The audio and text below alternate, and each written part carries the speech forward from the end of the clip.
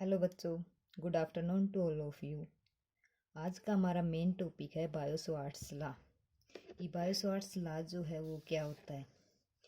ये जो बायो-सवार्ट्स लॉ है ये बायोस एंड सवार्ट्स ने दिया और इन्होंने ये बताया कि जो हमारी मैग्नेटिक फील्ड होती है वो किस तरह से यानी कि मैग्नेट के अराउंड जो एलिमेंट्स होते हैं वो किस तरह से अपनी तरफ अट्रैक्ट करते हैं। इन्होंने इस बारे में बताया कैसे। देखो ये डायग्राम है भाई, डायग्राम से समझते हैं। हमने ये कोई वायर लिया, इस तरह का वायर लिया, ये एक्स यानी कि वायर इन्फिनिटी तक जाता है अभी, ये एक्स और ये वाई ले लिए। इसका जो करंट है, अब हम इस वायर में से करंट को फॉलो करवाएंगे तो जो करंट की डायरेक्शन होगी वो ऐसे होगी। करंट की जो डायरेक्शन है वो इस साइड है ऐसे। इसके बाद इन्होंने ये बताया कि जो करंट है इसके मेन यानी कि हम किसी भी छोटे से एलिमेंट यानी कि स्मॉल एलिमेंट्स लेते हैं और वहाँ पर हम मैग्नेटिक फील्ड को ड्रॉ करते हैं। मान लीजिए हमने एक पॉइंट पी ड्रॉ किया, पॉइंट पी को ड्रॉ किया, इसको हम नेम दे देते हैं ये हमारी मैग्नेटिक फील्ड, यानी कि वेक्टर डी बी एक मैग्नेटिक फील्ड है। यहाँ से यानी कि ये 2 पॉइंट लिए, इसको ए मान लो, इसको बी मान लो। इस 2 पॉइंट एलिमेंट्स से के ऊपर एक वायर के ऊपर एक परपेंडिकुलर ड्रॉ पॉइंट पी है, यानी कि इस 2 एलिमेंट्स के बीच में इसकी परपेंडिकुलर यानी कि वायर के परपेंडिकुलर एक पॉइंट है भाई, ये रे है। इसको हम बोलेंगे वेक्टर डीबी। वेक्टर डीबी क्या होता है? Magnetic field, integration of magnetic field, यानी कि जब डी मैग्नेटिक फील्ड तो होता है अकेला बी को हम मैग्नेटिक फील्ड बोलते हैं, लेकिन जब डी लग गया तो इसका इंटीग्रेशन ऑफ क्या हो गया? Magnetic field. और ये स्मॉल एरिया जो है, स्मॉल एलिमेंट, इसको हम नेम दे देते हैं वेक्टर डीएल। वेक्टर डीएल क्या है? स्मॉल एलिमेंट्स, यानी कि यहाँ से यहाँ तक का एलिमेंट, और इस पर परपेंडिकुलर है ये रे पॉइंट पी और वेक्टर डी बी। इसके बाद इन दोनों के बीच में जो एंगल बनता है हमारा, वो एंगल बनेगा थीटा, यानी कि इस स्मॉल एलिमेंट के और मैग्नेटिक फील्ड के बीच में जो हमारा एंगल बनता है वो एंगल बनता है थीटा। और जो पॉइंट यहाँ इस परपेंडिकुलर लाइन से और पॉइंट पी के बीच की जो डिस्टेंस है वो हमारी डिस्टेंस है वेक्टर आर ले लेते हैं। इसके बाद देखो भाई कि ये बता रहा है कि एक वायर लेते हैं जिसकी लेंथ जो है वो इन्फिनिटी तक है भी, तो हम इसको एक्स पॉइंट मान लेते हैं, इसको वाई पॉइंट मान लेते हैं। इसके बाद ये करंट फ्लो हो रहा है, ये हमारा आई करंट यानी कि करंट फ्लो हो रहा है। इन्होंने बताया कि बायो-सवार्ट्स ने कि स्मॉल एलिमेंट्स यानी कि स्मॉल एलिमेंट के बीच में हम एक परपेंडिकुलर लाइन ड्रॉ करते हैं और जिसका नाम दे दिया पॉइंट पी, और ये है वेक्टर डी बी यानी कि magnetic field, integration of magnetic field. और किसके बीच में पॉइंट है? वेक्टर डी एल की। ये हमारा स्मॉल एलिमेंट है, ये हमारा मैग्नेटिक फील्ड है। और फिर इन्होंने बताया कि जो हमारा करंट है, जो वायर है, वायर के बीच में और ये जो हमारी मैग्नेटिक फील्ड है, इनके बीच में जो एंगल बनेगा वो थीटा एंगल बनेगा। क्या एंगल बनेगा? Angle theta. और जो हमारी ये जो परपेंडिकुलर लाइन है, ये यहाँ से पॉइंट पी तक की जो इनके बीच की डिस्टेंस है, उस डिस्टेंस को ले लिया हमने वेक्टर आर। ये था डायग्राम का मेन फंडा। अगर डायग्राम समझ में आ गया तो ये आप आसानी से कर लोगे। इसके बाद देखो भाई कि बायो-सवार्ट्स लॉ ने क्या बताया। आपको डायग्राम अच्छे से समझ में आ गया। अब हम डेफिनेशन देखते हैं कि अकॉर्डिंग टू दिस लॉ, कि बायो-सवार्ट्स लॉ के अनुसार the magnitude of the, magnitude क्या होता है? मैग्नीट्यूड मीन्स कि जैसे कि मैग्नेटिक जो फील्ड होती है उसकी यूनिट टेस्ला होती है। तो जैसे कि हमने दे दिया भाई 1 टेस्ला, 2 टेस्ला, 3 टेस्ला, ऐसे भी कोई भी कितना भी मैग्नीट्यूड दे सकते हैं। Magnetic field at any point, किसी भी पॉइंट पर, due to current elements means ये स्मॉल एलिमेंट्स लिया, डिपेंड्स अपॉन डायरेक्टली करंट, यानी कि ये डायरेक्टली होता है करंट के। कहने का मतलब ये है कि हमारा जो बायो-सवार्ट्स लॉ है वो जो मैग्नेटिक फील्ड है वो डायरेक्टली प्रोपोर्शनल होती है करंट के। यानी कि हम लेते हैं वेक्टर जो डी बी हमारा वो डायरेक्टली प्रोपोर्शनल होता है आई की। ये जो आई करंट है यहाँ से ये डायरेक्टली प्रोपोर्शनल है आई की। हम इक्वेशन फर्स्ट मान लेते हैं। इसके बाद क्या कह रहा है, स्मॉल एलिमेंट यानी कि जो डायरेक्टली प्रोपोर्शनल है करंट के और डायरेक्टली प्रोपोर्शनल है डीएल के यानी कि स्मॉल एलिमेंट्स की। मींस जो हमारी मैग्नेटिक फील्ड है vector DB, magnitude of vector DB is directly proportional to इस डीएल के भी। अगर करंट के डायरेक्टली प्रोपोर्शनल है तो डायरेक्टली प्रोपोर्शनल इस स्मॉल एलिमेंट्स वेक्टर डीएल की भी है, तो हम लेंगे इसको वेक्टर डीएल। ये हमारी इक्वेशन सेकेंड। इसके बाद इसने कहा कि sine of angle theta is inversely proportional to the square of distance. क्या कहा कि स्क्वायर ऑफ डिस्टेंस। उन्होंने कहा कि हमारे जो मैग्नेटिक फील्ड है magnitude of vector D B is directly proportional to the square of the distance. ये जो स्क्वायर डिस्टेंस है वेक्टर आर इसका स्क्वायर यानी कि 1/r स्क्वायर। इसको हम इक्वेशन थर्ड मान लेते हैं। इसके बाद इन्होंने ये भी कहा कि जो हमारी मैग्नेटिक फील्ड है वो डायरेक्टली प्रोपोर्शनल है एंगल की। मीन्स एंगल के लेंगे तो magnitude of vector D B is directly proportional to the sine theta. ये हमारी इक्वेशन 4। ये 4 इक्वेशन मेन है। इन्हीं इक्वेशन से डायग्राम बना है और इन्हीं से डेरिवेशन बना और यही था बायसवर्ट्स का लॉ। मीन्स हमारा जो ये करंट है ये भी डीबी यानी कि मैग्नेटिक फील्ड के डायरेक्टली प्रोपोर्शनल है। जो हमारा स्मॉल एलिमेंट जिसका नाम दिया हमने वेक्टर डीएल ये भी डीबी यानी कि मैग्नेटिक फील्ड के डायरेक्टली प्रोपोर्शनल है। जो हमारा एंगल है थीटा वो भी डीबी के डायरेक्टली प्रोपोर्शनल है। लेकिन जो हमारी इनके बीच की डिस्टेंस है ना वो क्या है, inversely proportional to the square of the distance. इसके स्क्वायर ऑफ डिस्टेंस की इनवर्सली प्रोपोर्शनल है। ये 4 इक्वेशन है। अगर ये इक्वेशन आपको समझ में आ जाती है तो टॉपिक कंप्लीट हो जाएगा। देखो भाई, इसके बाद हम इन सभी इक्वेशंस को कलेक्ट करेंगे, इकट्ठा करेंगे। Equation first, second, third and fourth. कैसे करेंगे, हम लेंगे इसको magnitude of vector D B is directly proportional to क्या है, I vector D L 1/r square and sine theta. ये इस तरह से हुई। ये हम इक्वेशन ले लेते हैं 5। इसके बाद ये कह रहा है कि अगर हम इस कांस्टेंट जो होती है ये डायरेक्टली प्रोपोर्शनल का जब ये सिंबल हटाते हैं तो हमारा बनेगा magnitude of vector D B is equal to, अगर ये निशान हटेगा तो होगा μ0/4 पाई, ये एज इट इज लिख दो, I vector D L upon R square sine theta. ये इक्वेशन होगी 6। इतना समझ में आया। इसके बाद ये क्या कह रहा है कि वेहर जो हमारा μ0 है, वेहर μ0 इज द परमिएबिलिटी। क्या है, परमिएबिलिटी। और जो हमारा आई है वो है current, where I is current. और जो वेक्टर डीएल है वो है स्मॉल एलिमेंट्स।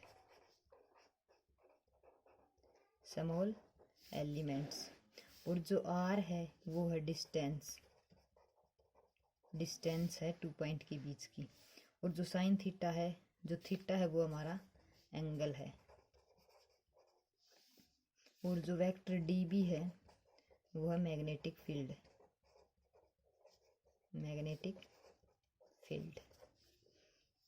ये आपको लिखनी है, यानी कि ये सिंबल है। और ये इक्वेशन कंप्लीट हुई यहाँ तक कि जो magnitude of vector D B है is equal to μ0/4 pi I into vector D L sine theta upon R square. इतनी बात समझ में आने के बाद हमें पता है कि जो हमारी वैल्यू होती है μ0/4 पाई जो है इसकी वैल्यू होती है 10⁻⁻7 न्यूटन पर एम्पियर स्क्वायर। ये होती है भाई इसकी वैल्यू। म्यू नोट अपॉन 4 पाई की वैल्यू ये होती है। इसके बाद हमें म्यू नोट निकालना, वही परमिएबिलिटी निकालनी है, तो ये 4 पाई इधर जाएगा, 4 पाई इंटू 10⁻⁻7 न्यूटन, या फिर इसको ऐसे भी लिख सकते हैं। ये आगे इसकी वैल्यू, यानी कि म्यू नोट की वैल्यू, परमिएबिलिटी की वैल्यू हमारे पास आ चुकी है। इसके बाद हमें क्या करना है कि हमें ये पता है इसकी जो यूनिट निकालते हैं बाद में, हम यूनिट कैसे निकालते हैं आपको इतना डेरिवेशन समझ में आया होगा। इसके बाद हम यूनिट निकालेंगे भाई कैसे। यहाँ से निकलेगी magnitude of vector D B is equal to mu naught upon 4 पाई,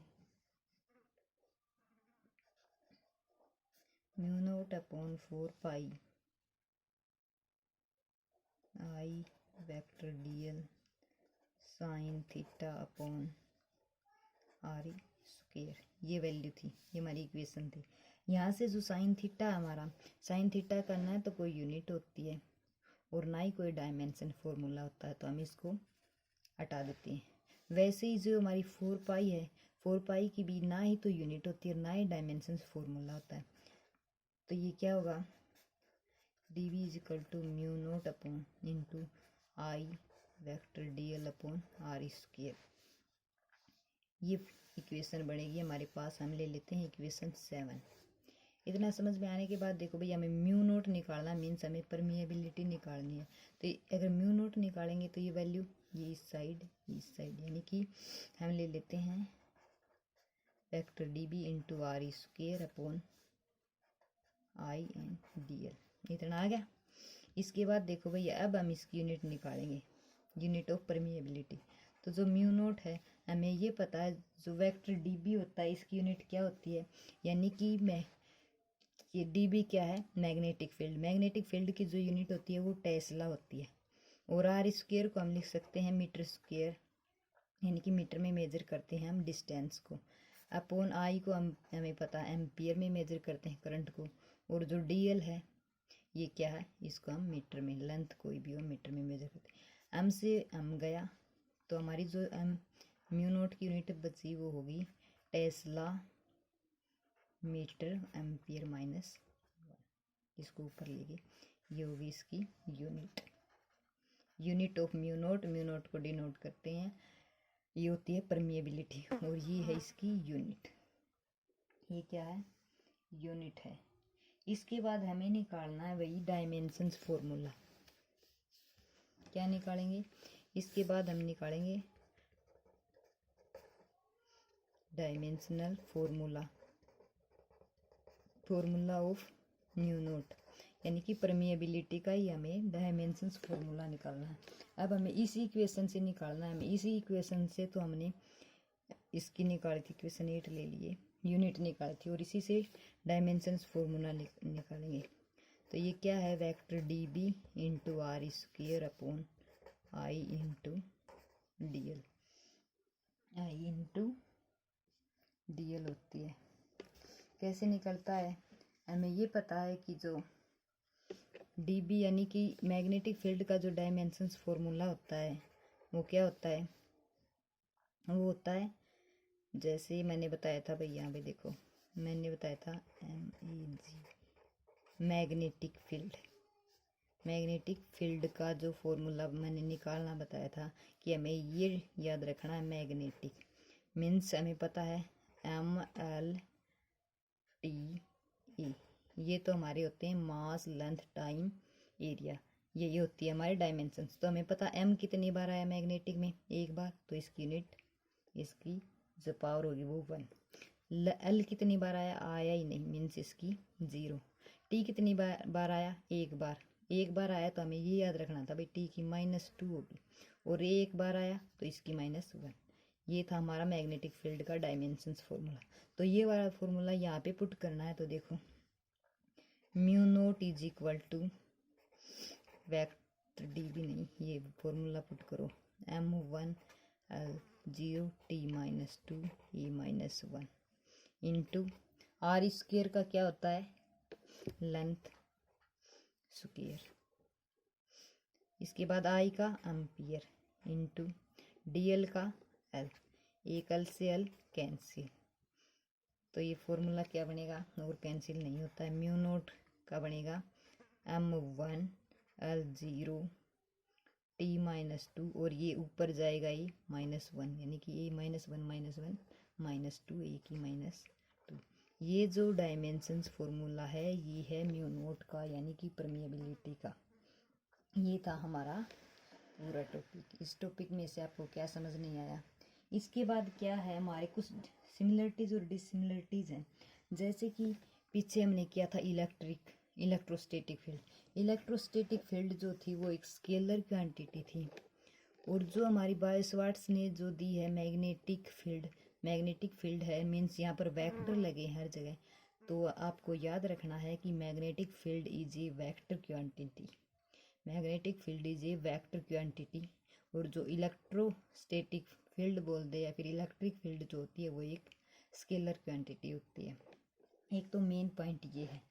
और सिमिलरिटीज एक ये है भाई, देखो कि कूलॉम्स लॉ था जो पीछे कूलॉम्स ने दिया था, इलेक्ट्रिक फील्ड के बारे में बताया था, वहाँ पर भी सेम फॉर्मूला सेम यूज हुआ था। किस लॉ का ओबे करते हैं कि वो होते हैं इन्वर्सली प्रोपोर्शनल होते हैं स्क्वायर ऑफ द डिस्टेंस।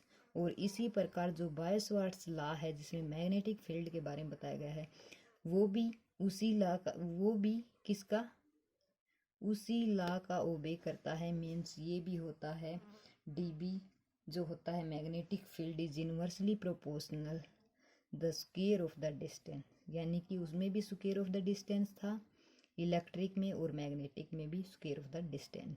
ये चीज़ थी दोनों में सेम। ये थे इसके कुछ मेन पॉइंट। अब क्या रहता है, कंप्लीट हो गया। देखो भाई बायो-सवार्ट्स लॉ, ये डायग्राम, ये डेरिवेशन था। एक बार यूनिट और देख लो भाई। मैग्नेटिक फील्ड की यूनिट होती है टेस्ला, और मैग्नेटिक फील्ड का डायमेंशंस फॉर्मूला होता है, मैग्नेटिक से याद रखना m1, m एक बार आया तो 1, l नहीं आया तो 0, t एक बार आया लेकिन इसकी -2 रखनी है, ये याद करना भी, थोड़ा सा याद रखना, थोड़ी ट्रिक लगा लेते तो अच्छे से याद रहता है। एक बार आया तो इसकी -1। ये था हमारा मैग्नेटिक फील्ड का डायमेंशंस फॉर्मूला। और मैग्नेटिक फील्ड की जो यूनिट होती है वो थी टेस्ला। अब हमें म्यू नोट की निकालनी थी यूनिट, तो म्यू नोट की हमने ये देखो यूनिट निकाली, तो आई टेस्ला मीटर पर एम्पियर। इसके बाद डायमेंशंस फॉर्मूला निकाला हमने, तो यहाँ पर मैग्नेटिक फील्ड का पुट की वैल्यू, एंड आर स्क्वायर क्या होती है, डिस्टेंस की होती है लेंथ का स्क्वायर अपॉन आई एम्पियर में मेजर करते हैं, इनटू dl l में, l से l कैंसिल, ए ऊपर चला गया, क्या बना mu naught m1 l0 t-2 a-2। ये था म्यू नोट का डायमेंशंस फॉर्मूला। मुझे उम्मीद है आपको ये टॉपिक अच्छे से समझ आया होगा। तो भाई वीडियो को लाइक कर दिया करो भाई, like share and subscribe the channel. Thank you so much.